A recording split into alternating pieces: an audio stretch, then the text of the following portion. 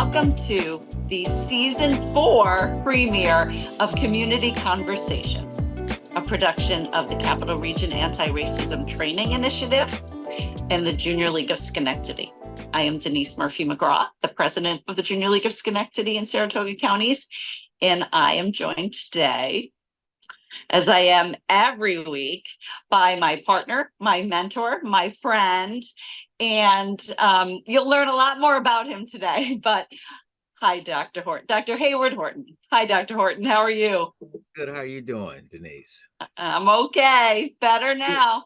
So Good, good.4 seasons. We're kicking off our 4th season of this show, Dr. Horton. This is incredible. It is so incredible. It's almost unbelievable. It But it, I'm it I'm really still is. I mean, excited.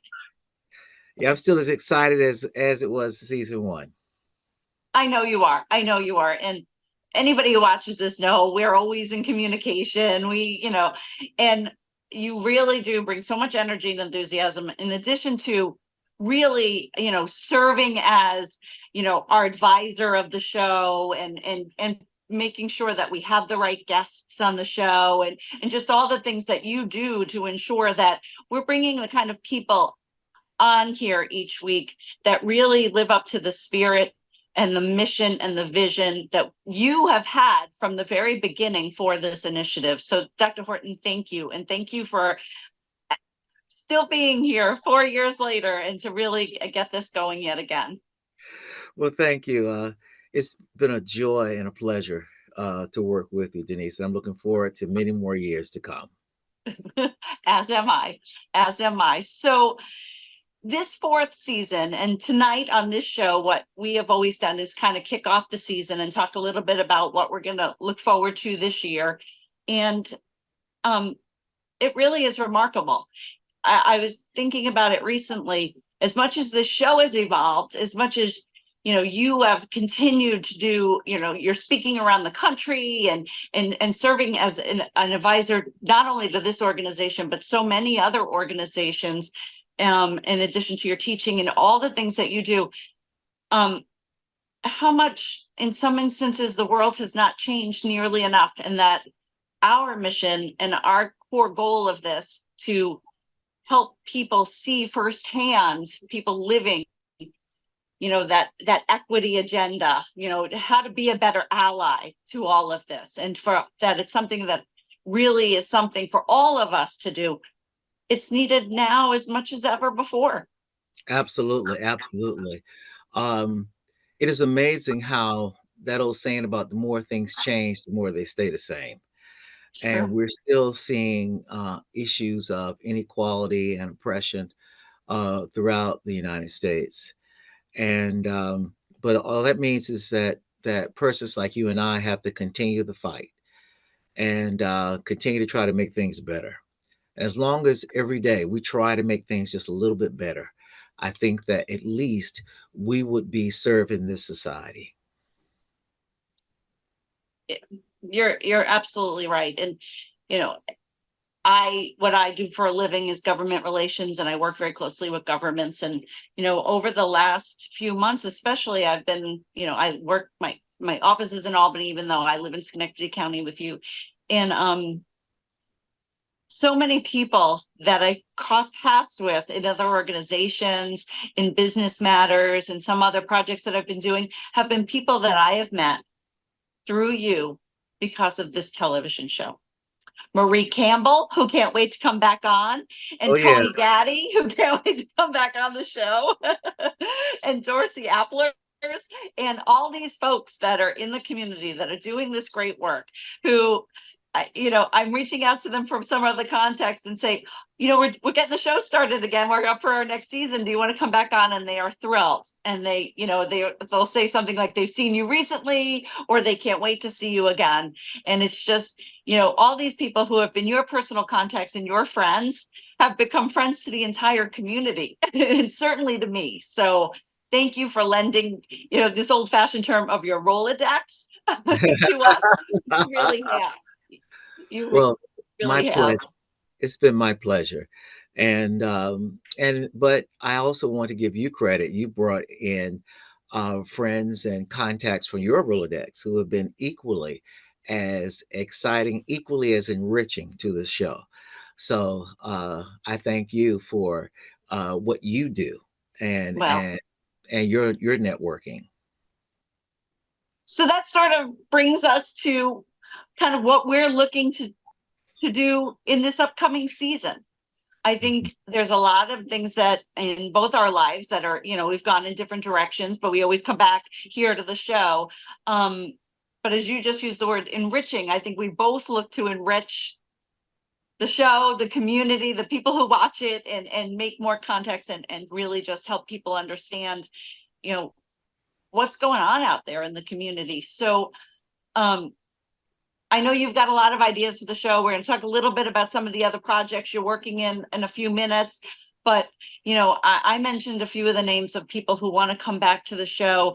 Um, there are a lot of people in this community who each and every day, whether it's their vocation or their Mhm. avocation, are really, doing so much. We live in such a rich environment. And then the world's gotten a little smaller. You've always been able to tap a network of folks throughout the country who have wanted to be on the show and are willing to be on the show. So what are your thoughts for the upcoming season? What kind of things, you're like a mad scientist over there, a social scientist. Well, that is What? certainly true. That is certainly true.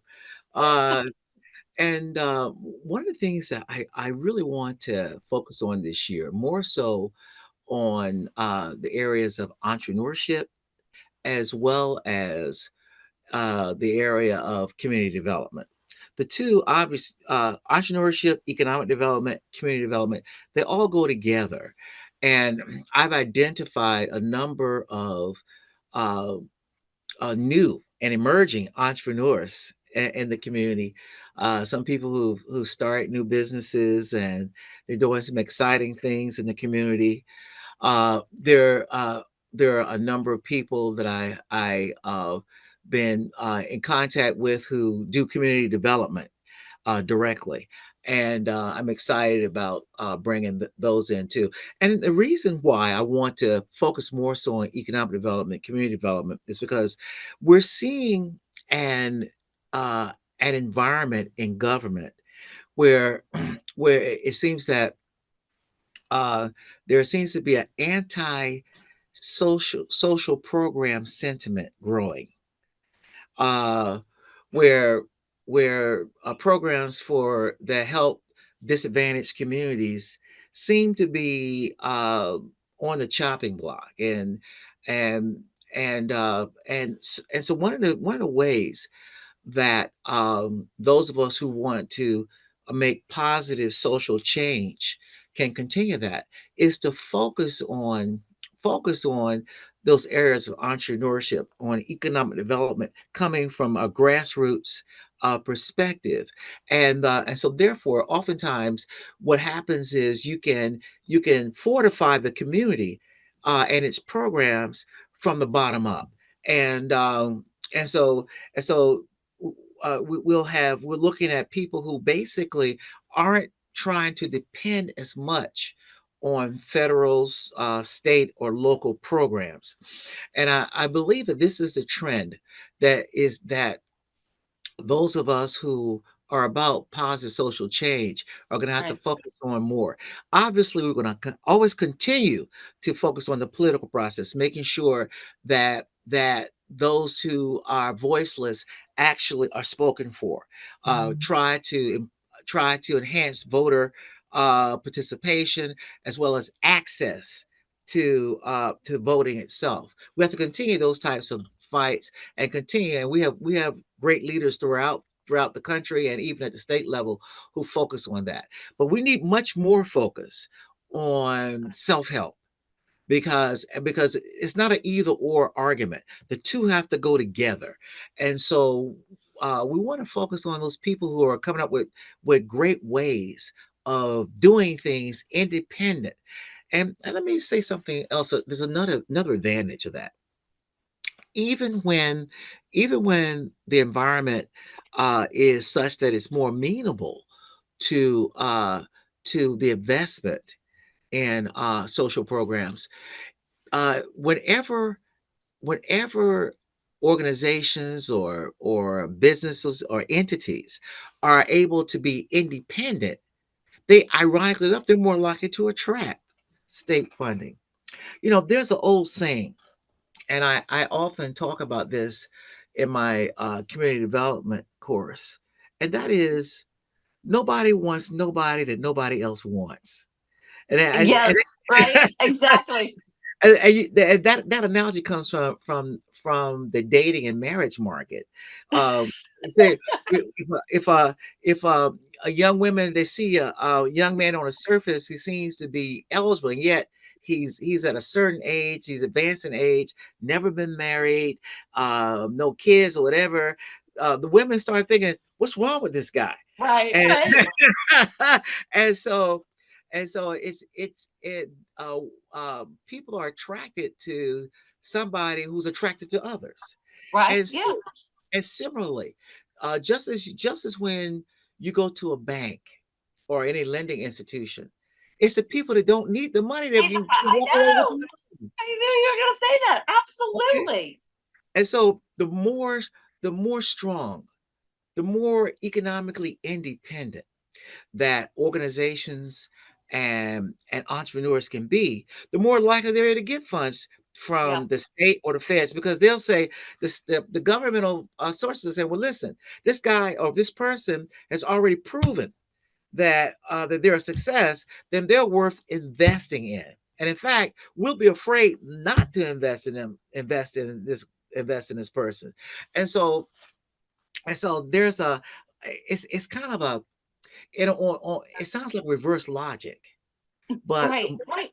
the more strong you are, the more independent you are, the more likely you'll be able to get external funding. And it's crazy, but it's true. It's very, very true. And you really touched on so many things there. Each of the things you just said could be a show or two into themselves, and they will be.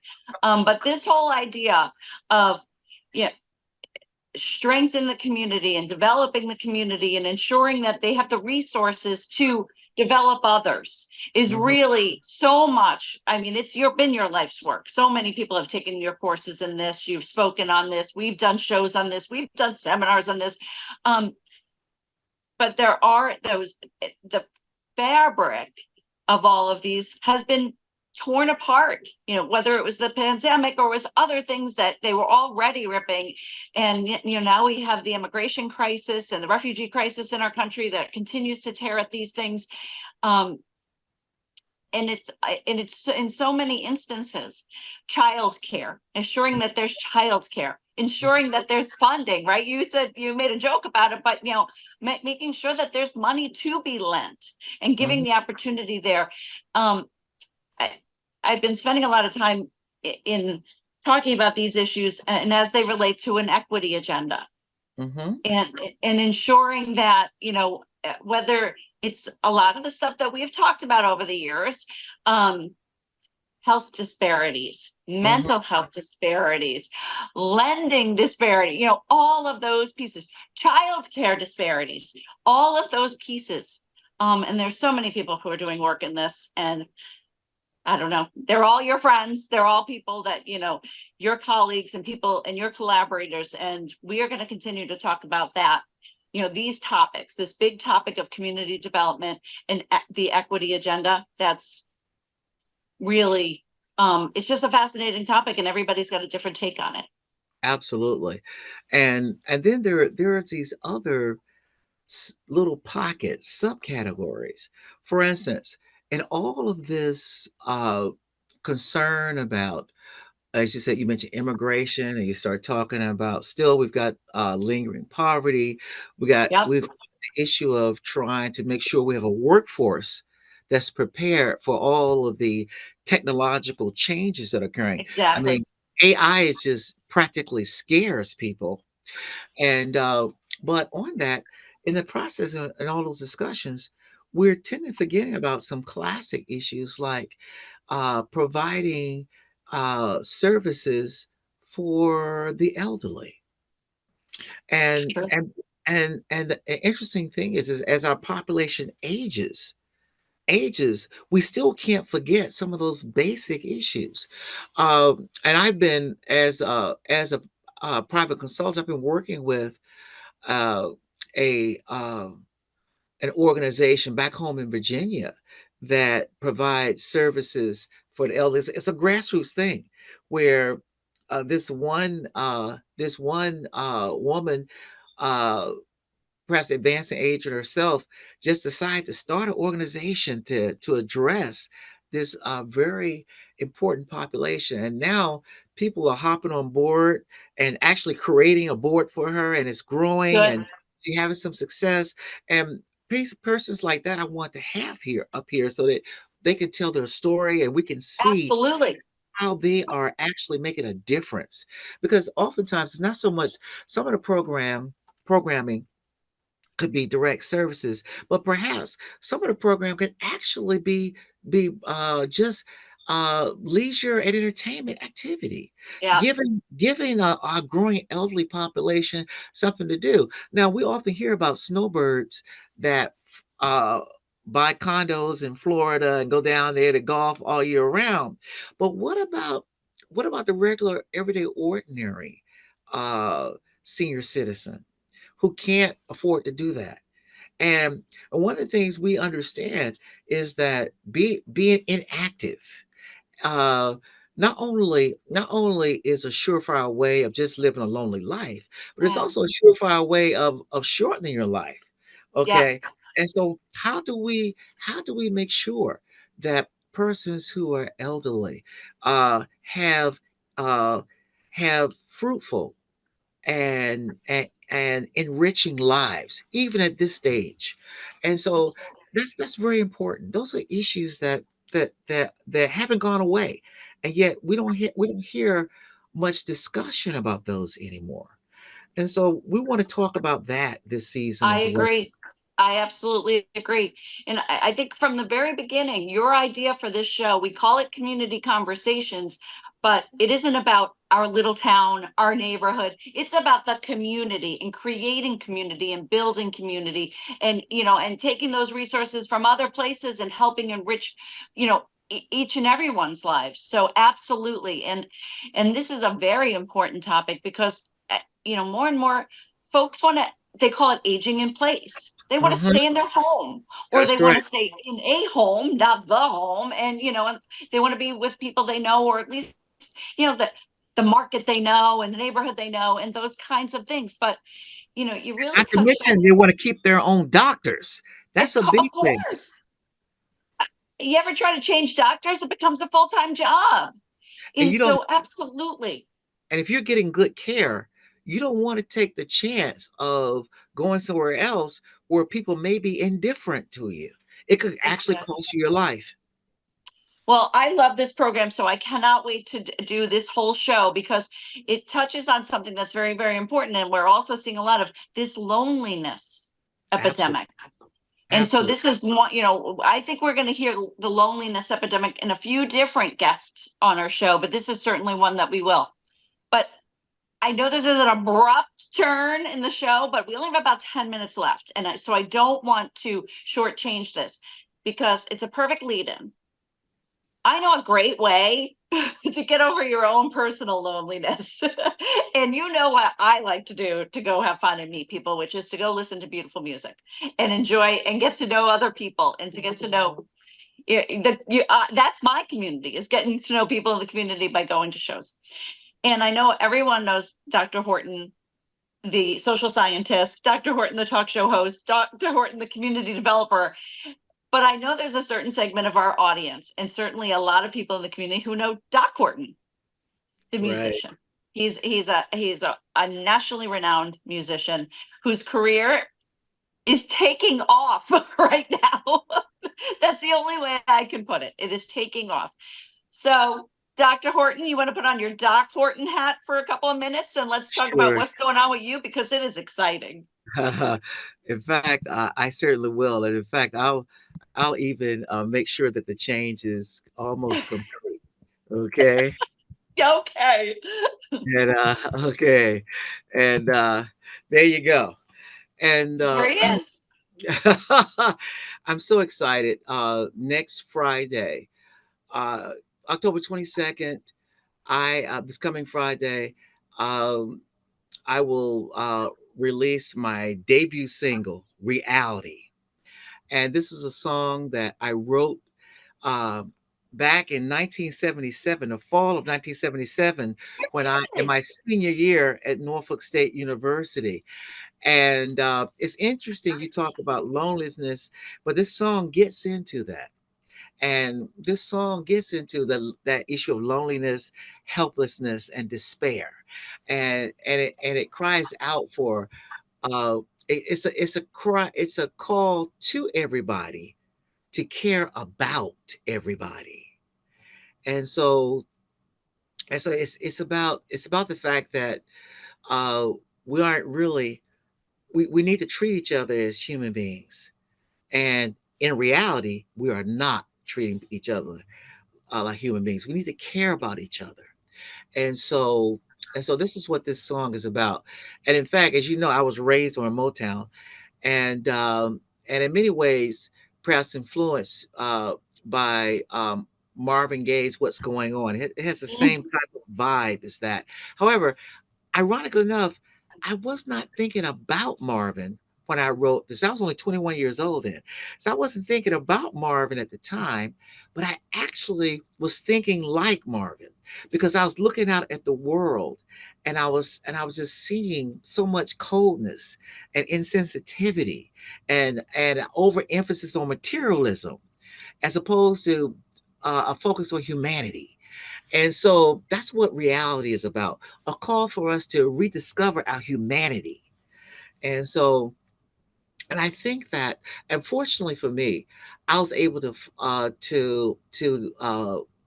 find at the national level this producer who's a musical genius. His name is Rothstein Beats, and we hope to have And him viewers on. of our show have met Rothstein, and Yes, he will certainly be back this season. I he will be demanded back. it. He will be back. And I tell you, he has just modernized my sound, and he's taken it's a true collaboration because I could not even imagine the song in its final form as it is now. Right. And so it's just as much Rothstein's song as mine because he is my producer. He's my producer, he's my musical mentor and a dear friend. And even though he's young enough to be my son, I he's my know. mentor. That's what I was just going to point out, that that's really it's it's such a show of an evolved person. It is such a show of emotional intelligence that you, uh, Dr. Horton, right? This great, can still be mentored by a person, as you said, young enough to be your son. Well, thank You learn from everyone you meet, and it's a marvelous quality about you. It's an admirable quality, and I just love watching it in you and trying to absorb some of it. thank you so much. Thank you so much. And So, I'm just so happy about, oh, and also that's on the 20th. On the 22nd, on that Sunday, my see, band, I was going to ask, what are we doing on the 22nd, Doc? Doc Horton and the J Street Band, my Motown pop funk band, we're bringing our Motown and more experience to Proctor's. It's from 4 to 6 p.m. on a Sunday, so it's a show for all ages. So little kids all the way up to grandma and grandpa can be there, and everybody loves Motown, no matter what their age. And we're going to have an exciting time. And at the end of the concert, two things are going to happen. First, I'm going to perform Reality publicly for the first time, and then we're going to have a single release party right there uh, at uh, at Proctor's. So everybody's invited. The tickets are very reasonably priced, and we're raising money for More Music, Less Violence. That's a nonprofit organization that's geared towards the youth, doing positive things with the youth. DJ Hollywood is the founder of that organization. He's been on our program, and we certainly will have him on again this season. And so we're excited. We're excited about the concert, raising money and entertaining the community, but at the same time, uh, having a debut single release party right there, and celebrating that with the community. I want to send a message to the young and old and everybody in between that you're never too old to realize your dreams. You're never too old. Just keep plugging at it. You're never too old to realize your dreams. I have chills. I'm so excited about this. I it's a long time in coming. I know that it is, and I know that you've been working with people all over the country to help you make it happen. And it's exciting for our community. It's a big deal. I mean, the band is great. Yeah, you know, what you have gone and done is really fantastic. I know a lot of people are very interested in coming. Again, it's Sunday the 23rd, 22nd. 22nd, Sunday Sunday the 22nd 22nd. from 4 Excuse to me, of 6 course p.m. I knew that. From 4 to 6. Mhm. Dr. Horton has promised I could sit in the front row. I don't know if I need that, but I'm definitely going to be there. And I know that there are a lot of other friends of the show who are going to be there. And people who just, you know, as you listen to each week, you know, there's so many different Dr. Hortons, and, you know, people from all walks of life and all aspects of his life will be there to celebrate this, because it really is, again, I'm going to use the word community. This is a great thing for our entire community. A Thank you. college professor from Niskayuna is releasing a national single. It's a pretty big deal. But thank you. And like I said, I just want to inspire everybody that you've got to utilize all of your talents. Whatever you are, you can't just be about one thing. We all have many talents. I encourage, no matter who you are, if you can hear my voice, please do everything that you're supposed to do. You have these talents. Please use them no matter what they are. I That is encourage beautifully it. said. I Mhm. can think of no better way. So one more time, how can folks get tickets? We have about 30 seconds left. Go to the Proctor's website, proctors.org, and you'll see it. Just click on it and you'll get the tickets. The tickets even include the cost of parking, the fee for parking as well. And so you can get there reasonably priced. They're in advance, they're advanced like 15 for adults, 10 for kids, plus a little 150 for a parking charge. And then it's at the door, it's a $5 more. But it's going to be an exciting time. Come on out. Let's have fun. And then after the concert, come on to this party right outside, and we're going to just celebrate. Yeah, it's so exciting. Well, Dr. Horton, I cannot wait for next Sunday. I invite all of you to join us next Tuesday at 7 o'clock and every Tuesday at 7 o'clock right here for Community Conversations with Doc Horton himself, Dr. Hayward Horton, and I'm Denise Murphy McGraw. Thank you all very much and good night. Good night.